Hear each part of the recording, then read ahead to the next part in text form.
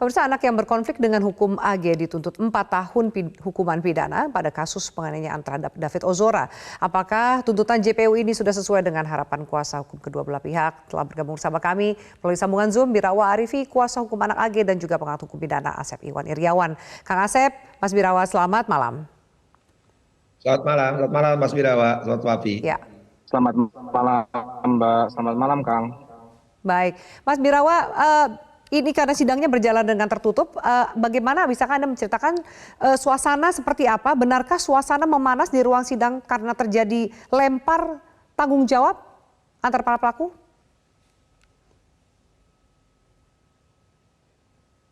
Ya, jadi kemarin memang kita sudah menjalankan beberapa agenda persidangan. Dari hari Senin dan Selasa lalu sudah ada agenda pemeriksaan saksi dan ahli. Memang salah satu saksi yang dihadirkan oleh jaksa penuntut umum kemarin itu adalah MDS dan saksi SLPR ya, saksi Shane.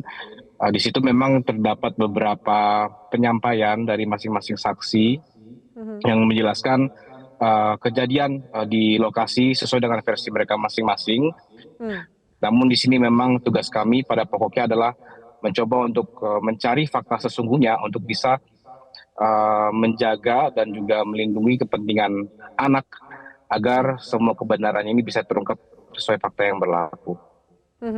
Mas Birawa, apa tanggapan dari klien Anda terhadap tuntutan dari JPU yang dikatakan sebagai tuntutan maksimal untuk anak, yaitu 4 tahun? Ya, pastinya bagi seorang anak yang pertama kali mendengar tuntutan pidananya, ini sangat-sangat berat.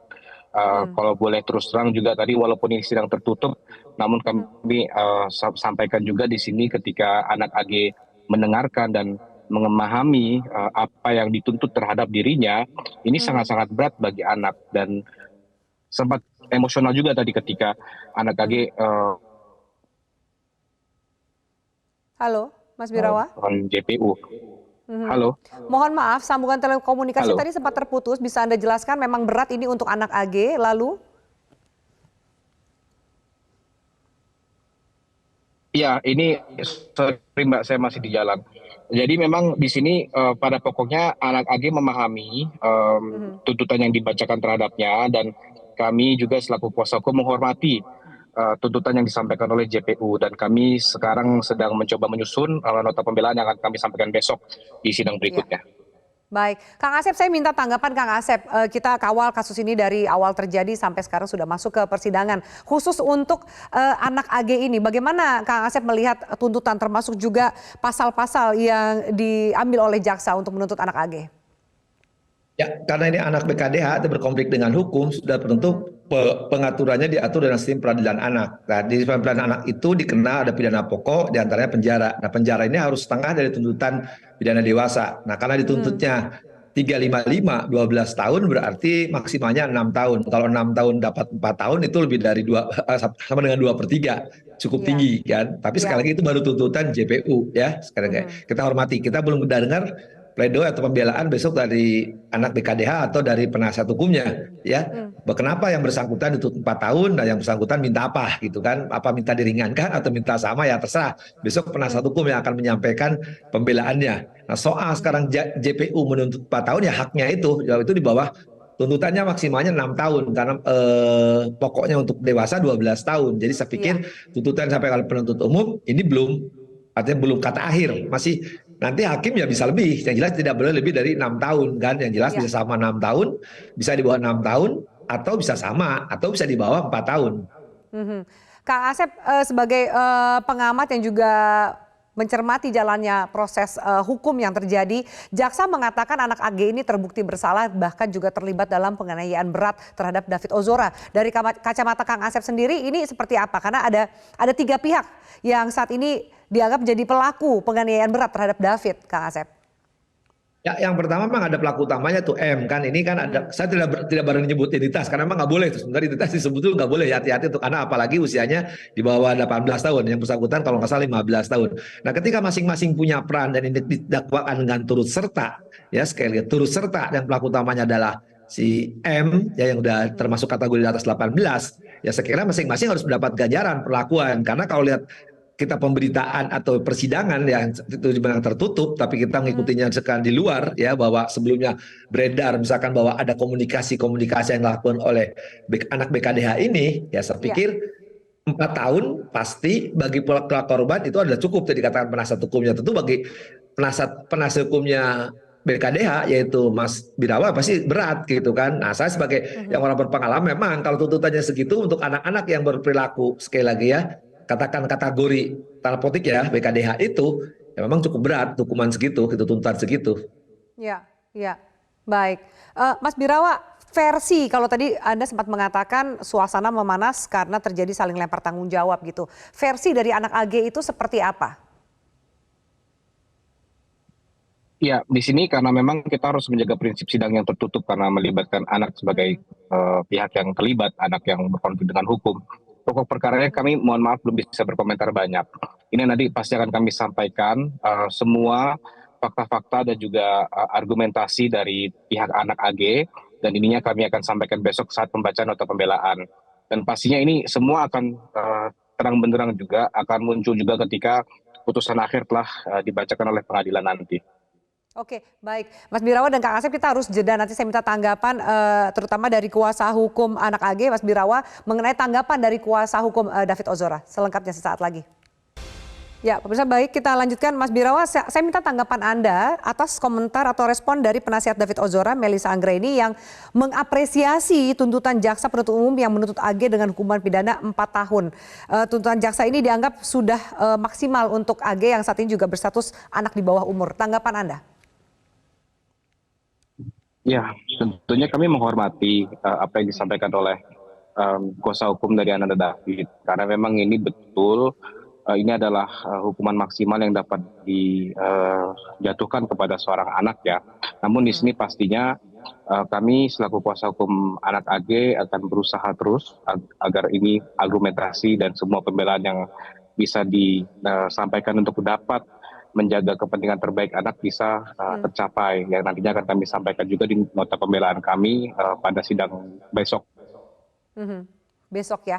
Kang Asep, ini sidangnya tertutup karena yang disidangkan juga berstatus anak di bawah umur. Apa yang harus menjadi catatan? Hakimnya pun juga hakim tunggal. Apa yang harus menjadi catatan bagi semua pihak, termasuk juga media? Ya, catatan pertama adalah hati-hati semua media juga ini, karena sidangnya anak, terlepas perilaku anak itu melakukan perbuatan tanda petik yang oleh masyarakat ya. Nah, harus hati-hati juga karena identitas itu termasuk ada ancaman loh, Vi, tidak hanya terhadap kita semua, termasuk hakim juga ada ancamannya melanggar ketentuan-ketentuan kalau dilanggar sistem peradilan anak. Cuman yang menarik bagi catatan yang kedua adalah kalau sekarang yang bersangkutan dituntut 4 tahun, berarti nanti pasti maksimalnya 6 tahun atau di atas 4 tahun, karena jelas maksimalnya adalah 6 tahun karena maksimalnya kan 12 tahun untuk dewasa.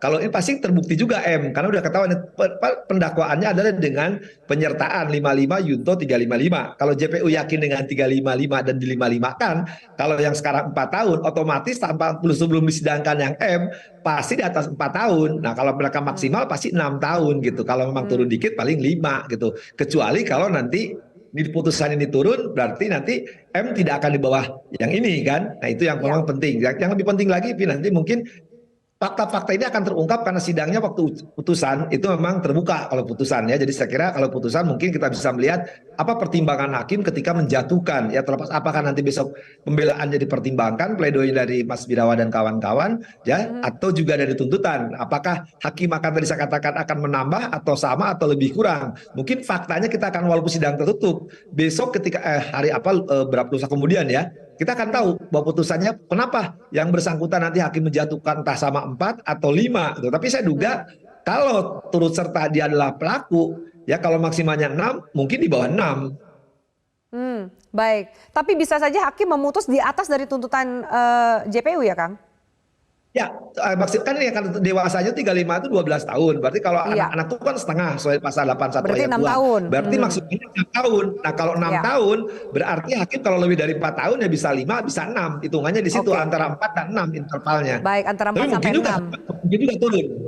Oke, atau mungkin juga turun. Baik, terakhir Mas Birawa, apa yang kira-kira menjadi catatan dalam pembelaan atau pledoi besok? Karena jaksa juga menilai bahwa yang meringankan adalah anak anak AG ini tidak pernah berproses dengan hukum dan mungkin diharapkan masa depannya masih panjang dan bisa merubah perilakunya. Dari Mas Birawa seperti apa?